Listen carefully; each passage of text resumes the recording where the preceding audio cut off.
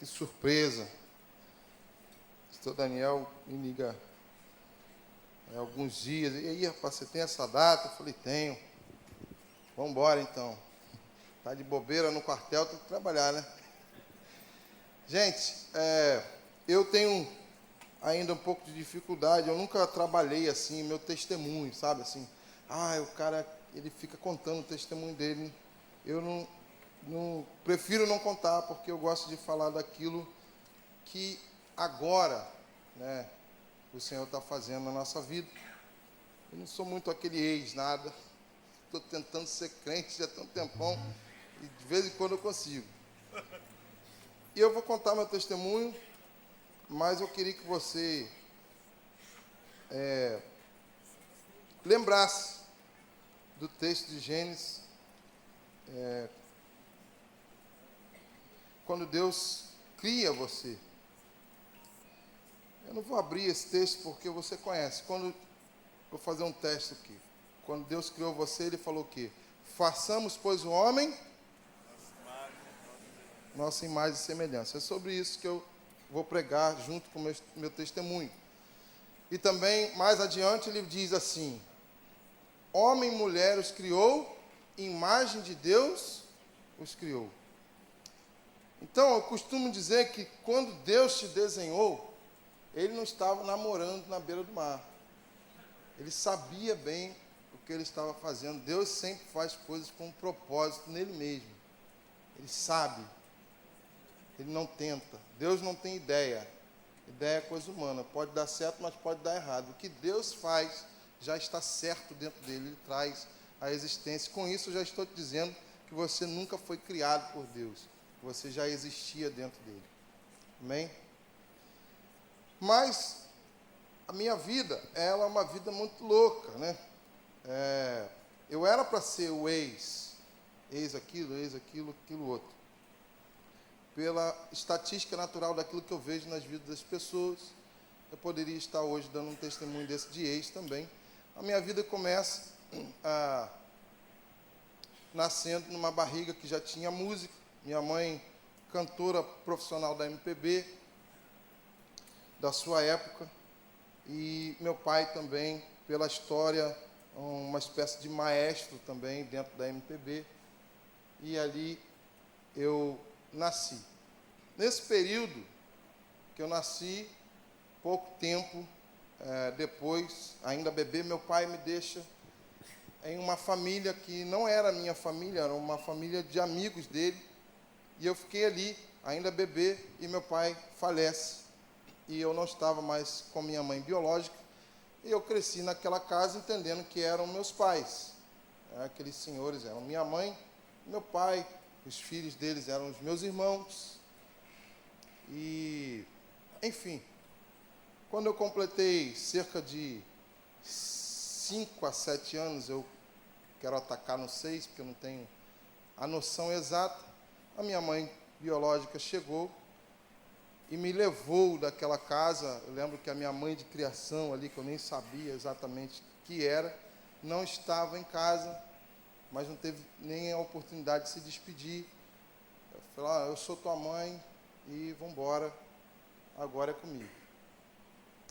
E eu fui. Nesse tempo eu estava na cidade de Lorena, ali em São Paulo, que é bem divisa com o Rio de Janeiro, e fui morar em Teresópolis, e agora para outra vida. Aqueles que me criavam eram assembleanos, e eu tive ali um ensinamento dentro da escola dominical, né? E agora eu vou morar numa família que era espírita, umbandista, e, enfim, totalmente diferente, onde trabalhava-se com a noite. Então comecei a ver coisas dentro de casa que eu nunca tinha visto, e uma criança de 6 anos, enfim. E eu pergunto sobre a minha vida. Está tudo bem, eu sou teu filho, e aí, cadê meu pai? Cadê? Não, seu pai morreu, e você tem um irmão também de outro pai, que também faleceu, e mora no Rio. Eu falei, então quero conhecer, se ele é meu irmão, ele é meu irmão mais velho, beleza. O Davi veio morar com a gente. E eu não parava num lugar, né? Minha mãe tinha muita coisa da turnê, né? Então passava-se 3 meses numa cidade, às vezes 4 na outra. Então não tinha aquela coisa de parar num colégio, não conseguia desenvolver um ensino, senão pela eficiência da minha mãe de ensinar em casa, que isso ela fazia. E um determinado tempo nós paramos na cidade de Cabo Frio. É lógico que eu estou pulando um dia, talvez eu escreva um livro. Paramos na cidade de Cabo Frio e ali sim, comecei a estudar, estabelecer amizades, e minha mãe conseguiu empregos ali dentro da área da música. Veio a se juntar, a se casar com um outro homem, ao qual nasceu meu irmão Rafael. O meu relacionamento com meu irmão mais velho era um relacionamento muito ruim, né? Embora a gente tentasse, mas aquilo não dava muito certo, nós éramos muito diferentes, e a gente brigava demais, e eu não tinha referência no meu irmão mais velho. A minha casa era uma casa muito difícil, assim, de conviver. Era muita briga, muita bebida, muito cigarro, e agora muita droga, porque meu irmão logo conheceu a maconha aos seus 14 anos, onde as pessoas hoje estão querendo pregar para a gente que maconha não é droga. Eu sei a droga que se tornou a vida do meu irmão a partir dessa desgraça chamada maconha. E aí, quando o Rafael nasceu, eu falei assim, tudo que eu não tive eu vou dar para esse rapaz, para esse garoto, esse menino. Eu não tive pai, eu vou ser o pai dele quando ele precisar. Eu tenho dificuldade de relacionamento com meu irmão mais velho, ele não vai ter essa dificuldade comigo.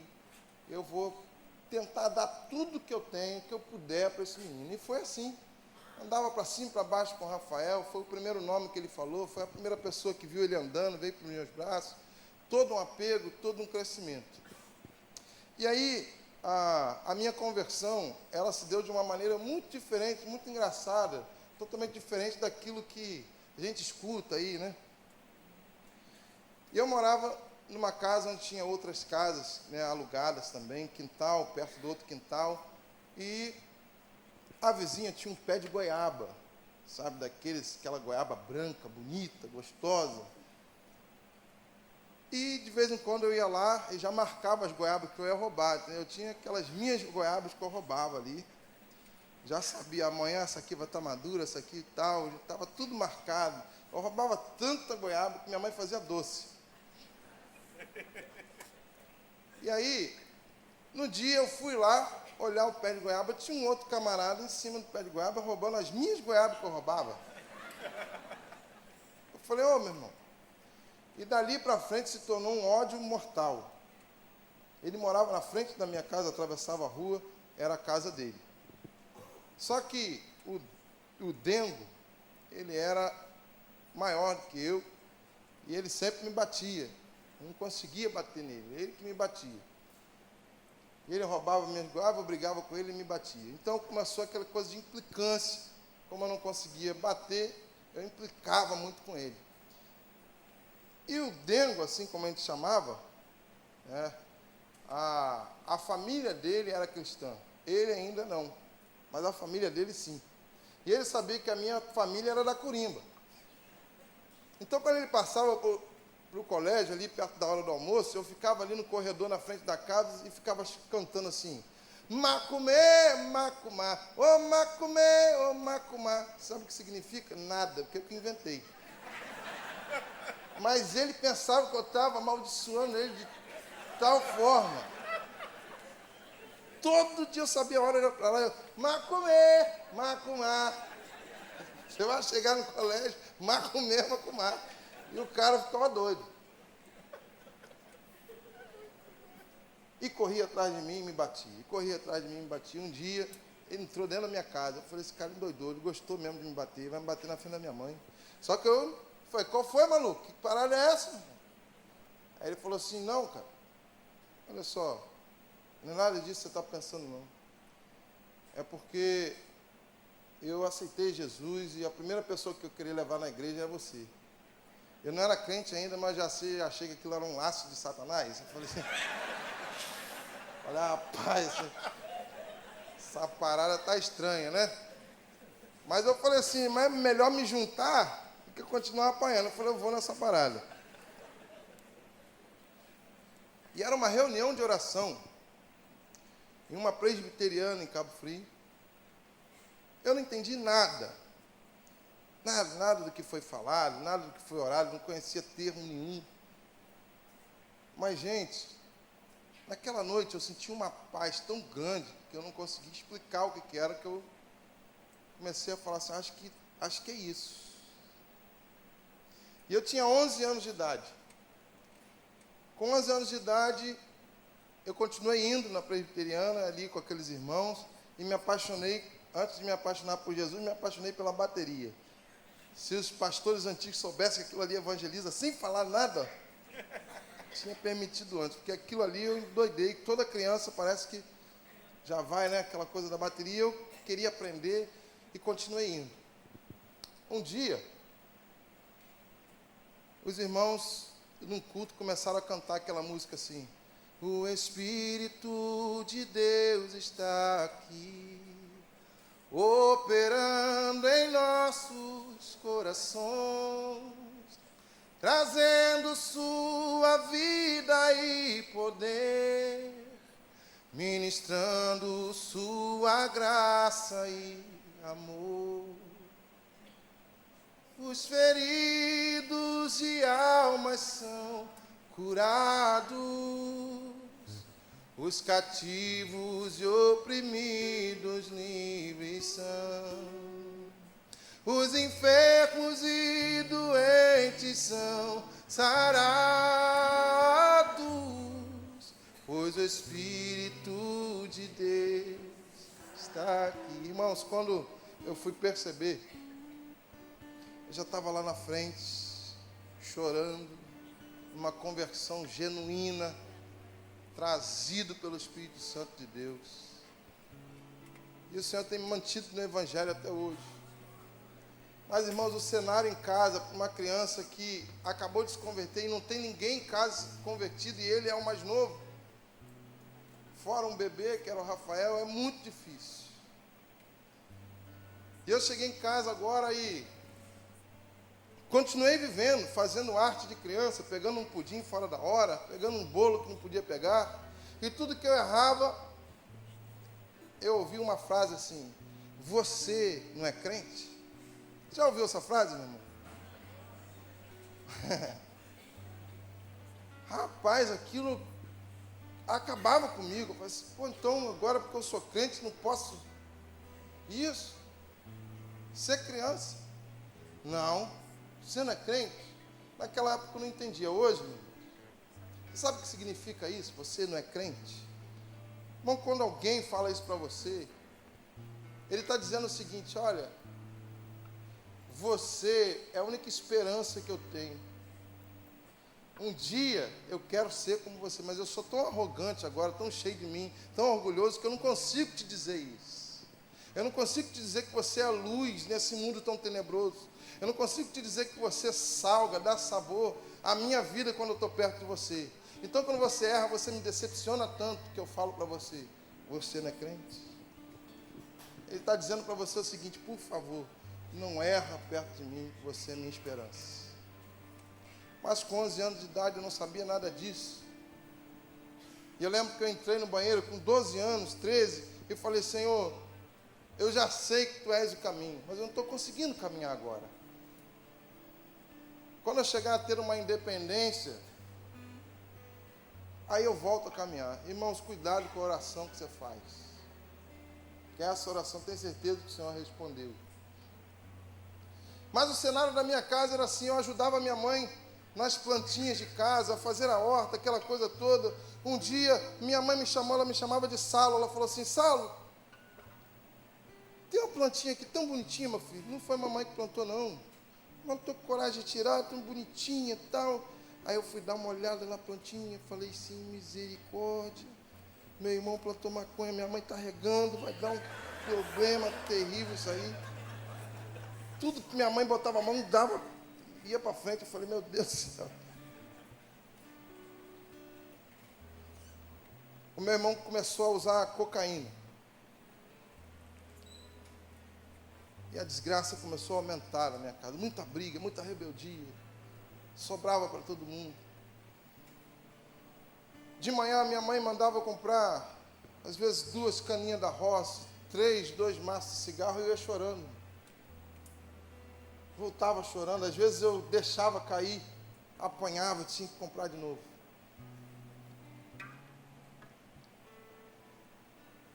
E a coisa piorava, porque o meu irmão já não tinha mais aquele cuidado de, depois que ele cheirasse, ele deixava ali o espelho, o prato sujo de cocaína, e minha mãe, quando via aquilo, e reconhecia, bebia mais, fumava mais, chorava mais, brigava mais. Então agora eu comecei a segurar o prato de cocaína ou o espelho para o meu irmão cheirar, para quando acabar, eu esconder, lavar, guardar. E às vezes segurando ali para ele cheirar, uma vez ele me pergunta assim, ei moleque, você não tem curiosidade não? Por que você não dá um teco? E o Senhor já me capacitando disse assim, Davi, eu tenho curiosidade sim. Deve ser bom para você passar toda a sua vida buscando um momento como esse. Deve ser um momento alucinante, muito bom, mas olha, eu já fiz uma soma. Ele falou, que soma, moleque? Eu falei, não sei quanto tempo tem essa onda sua aí, 1 hora, mas, cara, você passa 23 horas desgraçadamente infeliz. Enquanto você está procurando isso, eu estou em Cabo Frio, estou na praia, eu estou brincando, estou jogando bola, estou comendo goiaba, parceiro. Eu estou vivendo. E às vezes você acha que o crente quer enfiar o evangelho para você à força, e só fala de Jesus. Beleza, meu irmão, quer ficar do jeito que você está? Fica. Que eu costumo dizer, para você não usar droga e não fazer algumas coisas, você não precisa de Jesus. Você precisa usar a inteligência que Deus já te deu. O caminho das drogas é morte, é tristeza, é depressão, você já sabe disso. Mas o problema é que quando você entra nisso, você vai ter que reconhecer que só Jesus consegue te tirar. E é por isso que a gente prega para você. Porque a gente sabe que Jesus também me tirou da morte. E a vida que segue, de repente eu acordo numa casa, meu irmão Rafael já tinha 3 anos, eu já desfrutando de uma comunhão. A coisa estava muito estranha. Eu acordo numa casa, não tinha meu padrasto, não tinha minha mãe, não tinha meu irmão mais novo, não tinha um bilhete. Meu irmão mais velho estava lá, nessa época eu vendia salgado na rua, saía com uma cesta às 6 horas da manhã, voltava às 6 da noite andando. E quando eu chegava em casa, era uma casa alugada, tinha passado uma semana. Meu irmão não ficava em casa com medo de ficar sozinho, eu tinha que chegar cansado, procurar ele. E quando eu reclamava, pô, deixa a chave para mim ali a colar. Eu levava uma banda e aonde pegasse o chute, pegou. E eu cheguei numa conclusão que não dava mais para ficar ali. E que já tinha passado muito tempo, sem notícia. A ficha caiu, eu falei, irmão, a gente está sozinho aí, mas junto não dá para ficar. E eu saí de casa. Eu vou te falar, se cumpriu a palavra do profeta na minha vida. Já morei em tanta casa que nem me lembro mais. Eu morei em tudo, meu irmão. Morei em congregações, morei em colégios, escolinha de criança, morei em casas que me receberam de forma maravilhosa, que me ajudaram muito, mas porém eu fui recebido num tempo ao qual a imagem da mãe era intocável. E as pessoas não conseguiam confiar em mim de jeito nenhum, porque eu não tinha a resposta de por que eu estava passando aquilo. Eles perguntavam assim, cara, mas por que sua mãe te deixou? Eu falava, não sei. E logo vinha a desconfiança, porque eles pensavam assim, uma mãe nunca deixaria um filho se ele não fosse tão terrível.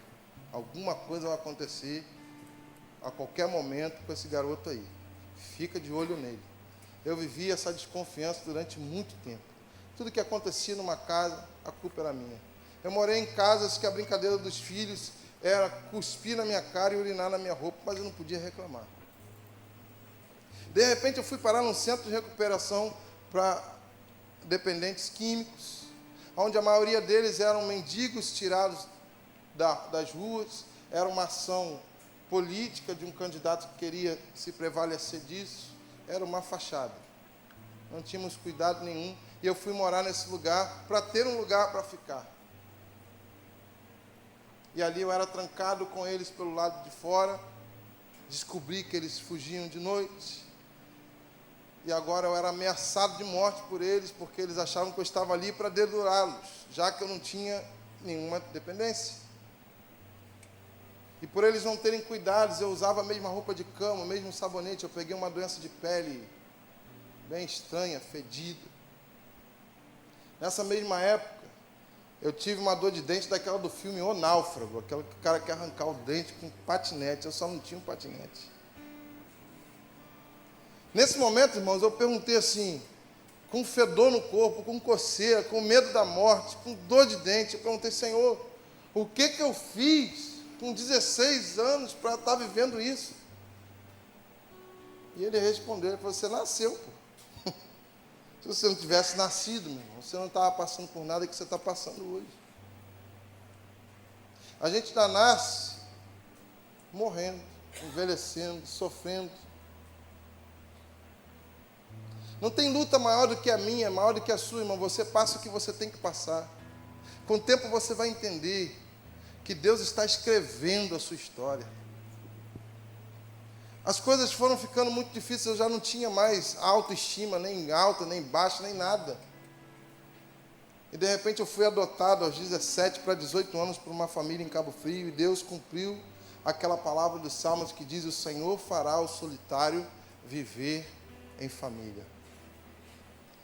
Eu ganhei tudo, ganhei mãe, pai, mas não foi fácil. Eu fui evangelizar um rapaz, chegou lá, era uma fábrica de sorvete. Ele falou assim: pô, eu quero ir com vocês, mas eu tenho que terminar de limpar as coisas aqui. Eu falei: pô, deixa eu te ajudar. Eu fui ajudando ele, o tio dele viu e falou assim: rapaz, esse rapaz é bom de trabalho, vê se ele quer emprego. Nessa época, irmãos, eu estava trabalhando numa oficina, que no final de semana o cara saía, gastava o dinheiro todo, não pagava a gente. Na segunda-feira eu tinha que sempre expulsar o demônio dele para depois conseguir trabalhar. Aí eu pensei assim: se aqui não me pagar, pelo menos eu tomo sorvete. Eu falei: não, eu quero emprego. E fui trabalhar ali e conheci o Antônio Wagner, o cabeça, que hoje é técnico de futsal de base do Flamengo, aqui no Rio de Janeiro. E o cabeça falou assim: meu irmão, a partir de hoje, conhecendo a sua história, conhecendo a sua vida, você é meu irmão de sangue. E você vai morar na minha casa. Eu falei: pô, glória a Deus. Só que a mãe dele não falou que eu era irmão de sangue, não. Ela não gostou muito dessa notícia. E ele foi me empurrando ali. Ela me mandou embora 7 vezes. Eu já tinha uma mala para ir embora. Das 7 vezes ele falou assim: ó, se ele for, eu vou também. Aí ela voltava atrás. Na 8ª deu ruim, parceiro. Ela falou: vai embora os 2. E nós fomos. Eu já tinha passado por isso. E a gente foi morar numa congregação onde nós estávamos reunindo. E ali vivemos muitas dificuldades. Tínhamos que comer ali coisas que deixavam ali quando deixavam. Tomávamos banho com uma garrafa PET cada um. E continuávamos trabalhando naquele mesmo quintal. Passamos mais ou menos um ano. Serviu porque de noite, dentro da igreja, a gente sentava e ficava treinando para ver quem convertia o outro pregando, até ficar bom. Vai pregando aí, tá bom, gostei, emocionou. A gente tinha um sonho muito grande de pregar a palavra de Deus. E fomos lendo a Bíblia, melhorando e melhorando. O Senhor foi trabalhando na nossa vida a ponto da família entender essa mudança. E a mãe dele chamou ele de volta e falou assim: olha, eu quero que você venha morar de novo com sua mãe, mas traz aquele lá. E de repente ela botou na cabeça dela que eu nasci dela, ela contava o meu parto para as pessoas. A dona Rosa Agape é uma bênção na minha vida até hoje. Minha mãezinha, sou filho do coração daquela família. Irmãos, Mas muita coisa boa veio acontecendo na minha vida a partir disso daí. Aconteceu um milagre muito grande na minha vida. O maior milagre da minha vida talvez foi esse. Porque o Senhor começou a me levar para essa situação de reggae através de uma missão evangelística, porque eu não tinha de onde tirar isso. Como eu disse, eu nunca fui nada, mesmo passando por tudo isso, nunca usei nada, nunca fui nada. Esse tempo todo eu estou tentando caminhar com o Senhor. E de repente o Senhor, meu irmão, você vai evangelizar essa galera aqui, meu cabelo endredou, minha barba cresceu, eu estava usando a mesma calça do exército, já tinha 15 dias, quando eu olhei no espelho, eu falei, eu estou meio hippie, né, Senhor? Eu falei, isso aí é você. Então, irmão, eu era mago que dava dó, como diz a música antiga. E de repente, eu passei um período assim, bem fechado a relacionamento. O Senhor me levou a liderar um grupo de jovens lá em Cabo Frio, em um grupo chamado Bola de Neve. E eu estava ali, num processo de ascensão, ali à frente daquele grupo, e o Senhor me levou a entender que não era o momento de me relacionar com ninguém. Eu fiquei durante alguns anos sozinho, e de repente começou a instalar em mim alguma coisa, o Senhor comunicando, olha, eu vou te tirar daqui, eu vou te levar a outros lugares, você precisa resolver essa parte sentimental aí da sua vida. Eu falei, pô, legal. E tinha uma menina lá, a Daiane, que eu tinha como referência, ela se aconselhava comigo, a gente levava, o grupo levava ela em casa, a gente conversava muito. E qual era o testemunho da Daiane? A Daiane era uma menina nova, que eu nem via a possibilidade de estar com ela nesse sentido.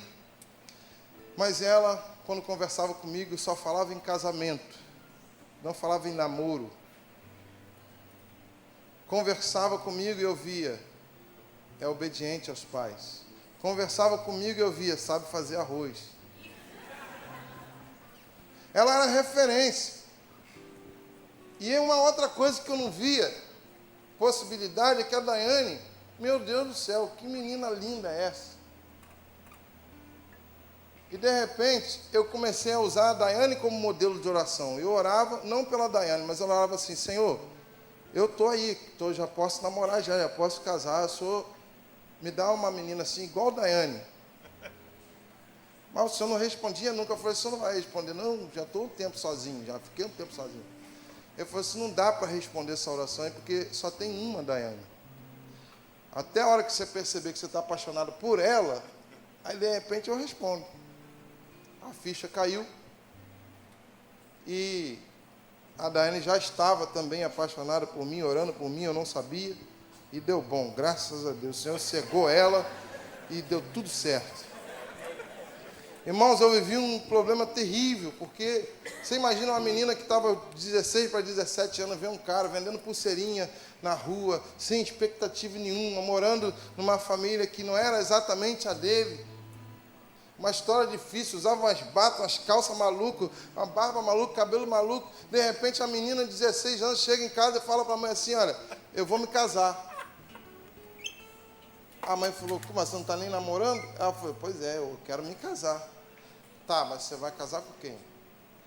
Com Salomão. Não entendi. Com quem? Com Salomão.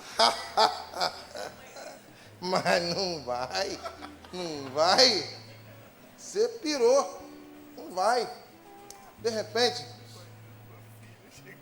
foram acontecendo as coisas. A família da minha esposa tem salão de beleza. E salão de beleza é o lugar onde você fica sabendo de... tá ligado? Tudo. E começou a chegar as notícias do tal Salomão que está namorando a Daiane. Você está namorando, a sua filha está namorando aquele rapaz? Pois é, porque ele deu uma palavra tão abençoada lá na igreja. Pois é, porque o filho da fulana se libertou lá escutando uma música dele. Foram chegando os testemunhos. E aquilo foi quebrando. É por isso que eu conto essa história, para que você não venha escolher ninguém, para aquilo que o mundo impõe que você escolha, por condição, por beleza. Escolha pelo caráter de Cristo em cada um. Escolha pelo objetivo que Deus colocar dentro do seu coração. Eu vou me casar. Porque na medida que você se consagra, você é a resposta de oração de quem está orando por alguém consagrado. Amém? Deus vai te abençoar nisso aí, meu irmão. Fez na minha vida, vai fazer na sua também. A Daiane, além de linda, é uma mulher de Deus que no momento com certeza está orando por mim, me exorta. E aí vem um milagre maior ainda. Tinha muito medo de ser pai. Não tinha referência nenhuma. Mas nasceu Zafé. Zafé significa o vitorioso. Se ele tivesse aqui, você ia ver por quê. Ele estava vencendo tudo. É difícil, um negócio difícil. Uma criança gostosa, linda, que me completa em tudo. E eu também me sinto vitorioso de hoje ter 8 anos de casado, com um filho de 3 anos, uma família que ama o Senhor e quer crescer mais ainda no Senhor. A minha família biológica, o Senhor restaurou a minha vida de tal forma que não dá para explicar. Depois de 17 anos de distância da minha mãe, o Senhor restaurou o nosso vínculo. Hoje, de vez em quando, eu volto para casa, passo em Guapi, onde ela mora, vou lá comer a comidinha dela. Ela agora descobriu o WhatsApp, ficou mais fácil. O meu irmão Rafael tinha um medo muito grande, eu já estou terminando. Quando eu reencontrei o Rafael, ele já estava também nas drogas, observando algumas religiões muito loucas. E a minha vontade é que o Rafael fosse para Cabo Frio morar comigo, para que eu conseguisse falar do Evangelho e para que ele retornasse ao lugar onde ele nasceu. Porque a pessoa nascer em Cabo Frio e morar na Rocinha, eu acho uma coisa muito justa, assim, né? Vamos embora lá de novo. E eu queria muito que ele desfrutasse da sua cidade e do Senhor que estava sobre a minha vida. Eu convidei o Rafael para ir morar na minha casa, e ele não queria, de repente o Rafael mudou de ideia. Eu falei, Senhor, tu és bom. Quando eu fui ver, Rafael chegou na minha casa, eu todo bobo, ele falou, não, porque eu comecei a namorar uma menina pela internet e descobri que ela era daqui. O Senhor vai fazendo essas coisas. Todo café da manhã eu falava e lia a Bíblia para o Rafael, e foi assim, de repente o Rafael vira para mim e fala assim, eu queria que você me batizasse, eu não sei se você é pastor, não sei se pode. Eu falei, não sou pastor, vou perguntar lá, mas se tiver água a gente te batiza. E foi uma das maiores emoções da minha vida. De repente o Rafael vira para mim e fala assim, e agora, rapaz, que eu estou namorando essa menina aí, encontrei ela no baile funk, você sabe como é que é, aí no mundão, tal, rola de tudo, faz o que agora? Eu falei, agora você volta a ser virgem, parceiro. Você vai pregar o evangelho para essa menina aí, se ela não quiser, você sai fora, faz um tempo aí com o Senhor, bota aí os pés da cruz e vamos embora. Ele fez, ela se converteu e eu também tive a honra de fazer o casamento dele. O meu irmão Davi, ele seguiu pelas drogas. Seguiu pelas drogas e eu lembro que eu estava no luau da Batista de Lagoinha, que está em Niterói. O negócio é da Lagoinha, mas está em Niterói. E eu estava no luau cantando ali, e de repente eu tive a notícia, olha, você vai ter que sair daqui e sepultar o seu irmão Davi. Quando eu cheguei lá, meu irmão havia morrido por facadas e pauladas, vindo de uma festa na rua da casa da mãe. Não tinha um mês, eu tinha ido lá em função do Davi, eu falava, Davi, cara, vem comigo, Jesus, meu irmão, Jesus.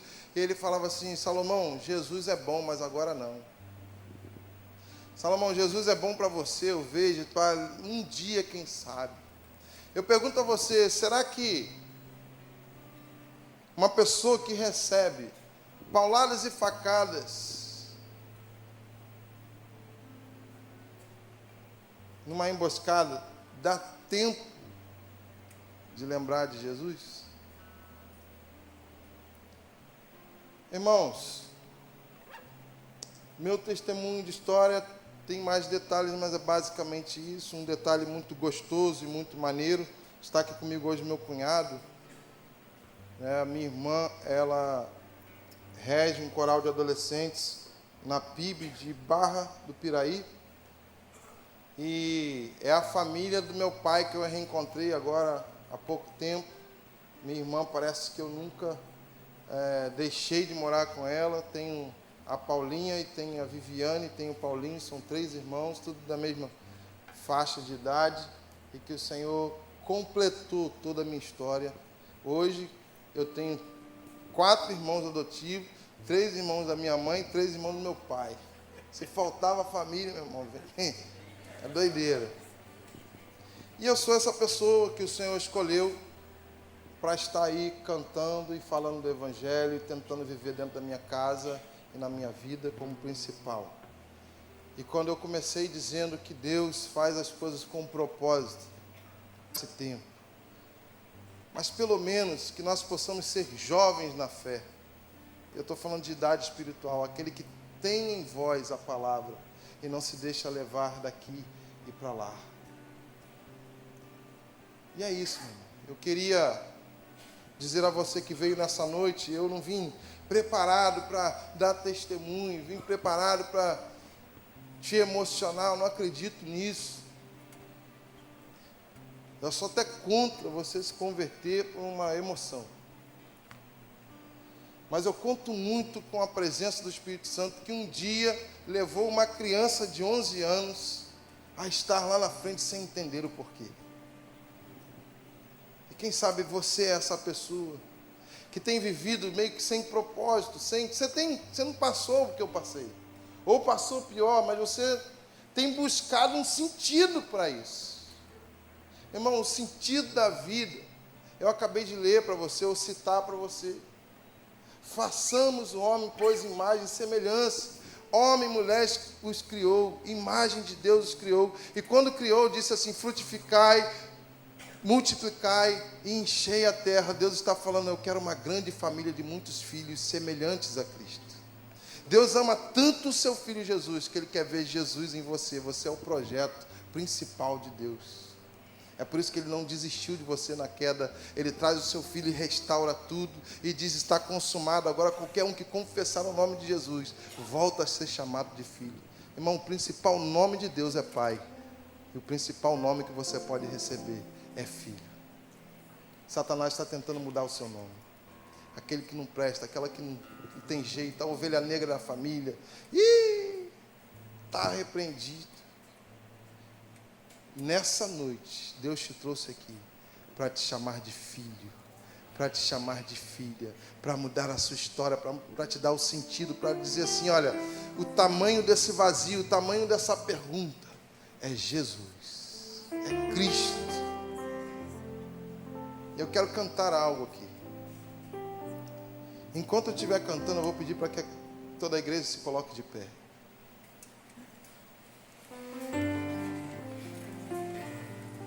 Se há alguém aqui nessa noite,